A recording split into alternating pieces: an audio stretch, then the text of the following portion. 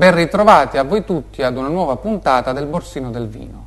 Con quella di oggi è la 10ª settimana di programmazione di questa rubrica di approfondimento sul mondo enologico siciliano di qualità, divenuta punto di riferimento per la comunicazione innovativa e mirata del vino siciliano. Oggi vi proponiamo due vini di particolare piacevolezza, un bianco ed un rosé. Entrambi freschi e ideali compagni di piatti di stagione. Il primo dei due è un bianco ottenuto da uve Müller-Thurgau in purezza.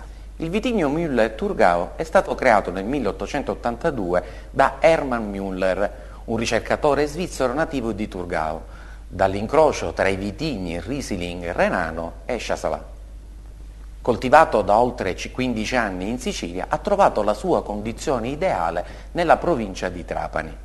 Il Müller di cui oggi vi parliamo è prodotto dalla casa vinicola Fazio di Erice.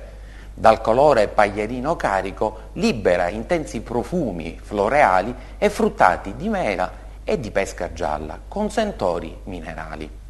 In bocca è di struttura e freschezza e chiude con una piacevole persistenza mentolata.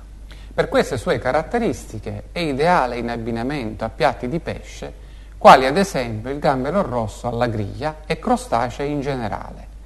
Vi indichiamo il suo valore medio di mercato che è intorno a 9 euro. Il secondo vino è un rosé, ottenuto da uva bacca nera, quale il Syrah. Il Syrah è un vitigno internazionale che in Sicilia ha trovato condizioni climatiche ideali che caratterizzano le sue uve. Da esse traggono origine anche importanti rosé, strutturati e piacevoli. Vi segnaliamo il rosato di Aiello, prodotto nel comprensorio di Mazzara del Ballo in provincia di Trapani. Il vitigno Syrah dona al vino un colore caratteristico buccia di cipolla. Al naso è intenso di sentori floreali di rosa e di frutta quali ciliegia e lampone. In bocca è di buona morbidezza, freschezza e chiude una persistenza aromatica intensa leggermente dolciastra.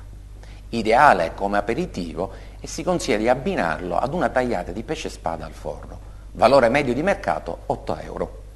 Venerdì prossimo vi proporremo altri vini interessanti e piacevoli di facile abbinamento. Continuate a mandare i vostri suggerimenti al nostro indirizzo di posta elettronica borsinodelvino@email.it.